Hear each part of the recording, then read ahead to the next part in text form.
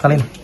Bang, mungkin terkait hari ini agenda dari pihak S ke Komnas Perempuan untuk katanya minta perlindungan dan mungkin Cari solusi juga. cari solusi untuk perkara antara RO dan S sendiri. Seperti apa sih dari pihak RO? Itu sah-sah saja, ya artinya kan ini kan negara yang bebas, ya artinya semua orang kan boleh melaksanakan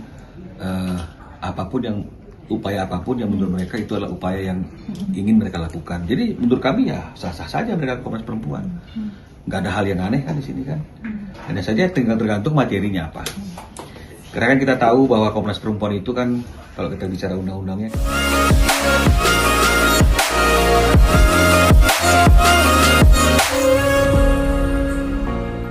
Kalian. Bang, mungkin terkait hari ini agenda dari pihak S ke Komnas Perempuan untuk katanya minta perlindungan dan mungkin Cari solusi juga. cari solusi untuk perkara antara RO dan S sendiri. Seperti apa sih dari pihak RO? Itu sah-sah saja, ya artinya kan ini kan negara yang bebas, ya artinya semua orang kan boleh melaksanakan upaya apapun yang menurut mereka itu adalah upaya yang ingin mereka lakukan. Jadi menurut kami ya sah-sah saja mereka Komnas Perempuan. Nggak ada hal yang aneh kan di sini kan.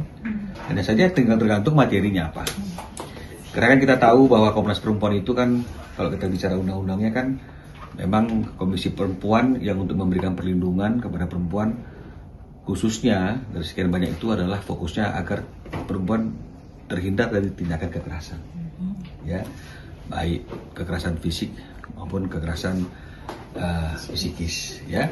Dan kalau bicara masalah fungsi dari Komisi Perempuan itu ada 10 fungsi, ya. Kalau saya bacakan di sini kan sebenarnya fungsinya hak-hak perempuan, ya. Bisa saja hak perempuan itu hak untuk hidup dan memperoleh perlindungan, ya. Kemudian kedua, hak atas kesetaraan dan non diskriminasi. Ketiga adalah hak atas pendidikan. Keempat adalah hak atas pekerjaan dan penghidupan yang layak. 5, hak atas kesehatan. 6, hak dalam perkawinan dan keluarga, artinya memilih pasangan secara bebas tanpa paksaan. Hak berpartisipasi dalam kehidupan politik dan publik, ya. Kemudian 8, hak atas kepemilikan dan penguasaan harta, artinya boleh memiliki dan mengelola harta sendiri, ya. Kemudian nomor 9, hak atas rasa aman dan kebebasan dari kekerasan seksual. 10 adalah hak untuk menyampaikan pendapat dan ekspresi. Inilah hak 10 hak perempuan yang diatur oleh undang-undang. Nah, sementara kalau kita bicara masalah fungsi daripada Komnas Perempuan, pertama adalah fungsinya penyebarluasan pemahaman untuk tidak menyangkut tindakan kekerasan kepada perempuan, pengkajian dan penelitian, pemantauan dan pencarian fakta. Ya, ini tetap aja terkait dengan masalah tindakan kekerasan kepada perempuan. Keempat adalah pemberian rekomendasi kebijakan, ya, jadi kaitannya juga perlindungan dari kekerasan. Kelima adalah pengembangan kerjasama. Jadi ini fungsinya tadi adalah hak perempuan. Nah, jadi saya nggak mengerti hak mana yang mereka bahas di Komisi Perempuan. Kalau memang misalnya bicara mengenai masalahnya hak mantan gitu misalnya. Nah, sebenarnya kan kalau hak mantan itu kan saya nggak tahu juga tuh mantan istri apakah masih ada haknya. Ya sebenarnya ya mungkin ada hak-hak juga, mungkin hak untuk bertemu dengan anak kalau anaknya nggak ada sama dengan dia, kan begitu ya. Tapi kan inilah yang kita perlu klarifikasi dan perlu kita perjelas, kan begitu. Kalau karena anak-anak itu perempuan, wah dia juga perempuan, ya boleh-boleh saja. Oh, tidak diberikan nafkah, ya belum diberikan nafkah. Beda loh, tidak diberikan nafkah, belum memberikan nafkah, dan menunda memberikan nafkah. Karena hukum itu bicara sebab dan akibat. Ya, kalau kita mundur ke belakang sejak terjadinya perceraian tahun 2024 sampai 6 bulan terakhir, apakah Ruben tidak memberikan nafkah? Berikan. Apakah nafkah yang diberikan itu cukup? Lebih dari cukup. Ya, dengan perincian yang sampai hari ini ketika diminta juga nggak diberikan. Ya, kartu kredit juga begitu, bagi 2 tapi nggak diberikan perinciannya. Nah, itu adalah sebab yang menimbulkan akibat. Apakah Ruben mendapatkan haknya untuk bertemu dengan anak-anak? Tidak.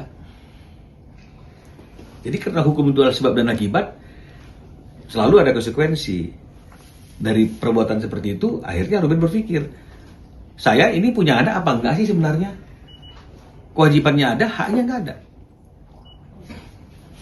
Bahkan ketika anaknya ada acara baletan pun, duduknya menurut Ruben ditempatkan yang tidak berdekatan dengan anaknya.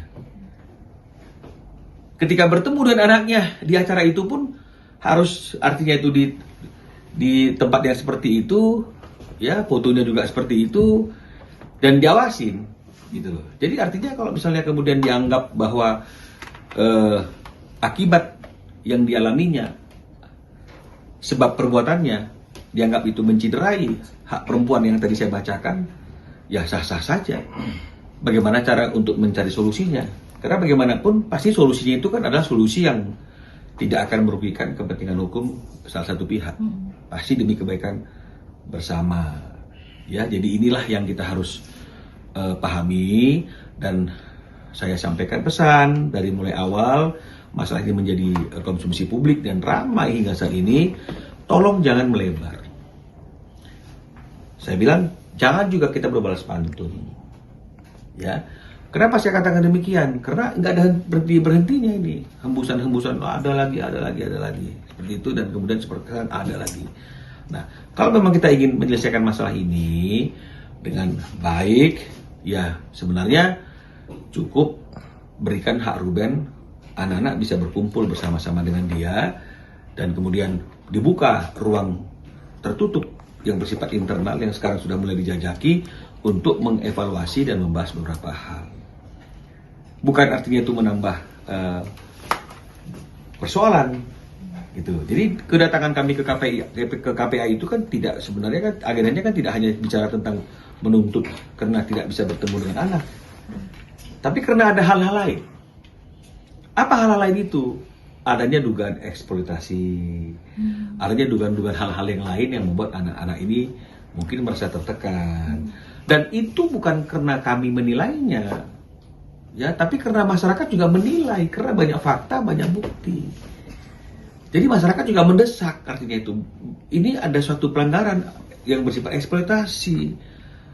Kan begitu. KPAI juga, komisionernya juga mengatakan ini ada eksploitasi. Jadi kalau misalnya kemudian kami tidak mengambil langkah,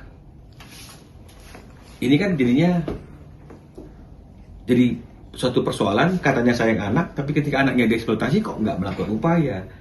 Jadi upaya kami kan lebih kepada itu, lebih kepada kepentingan anak yang seperti yang tadi saya sampaikan.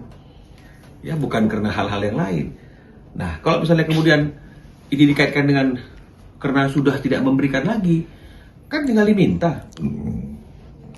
Nggak diberikan, sudah memintanya. Nah, sekarang pertanyaannya, lu berikan nggak haknya dia ketika anak-anak ingin berkumpul bersama dengan dia?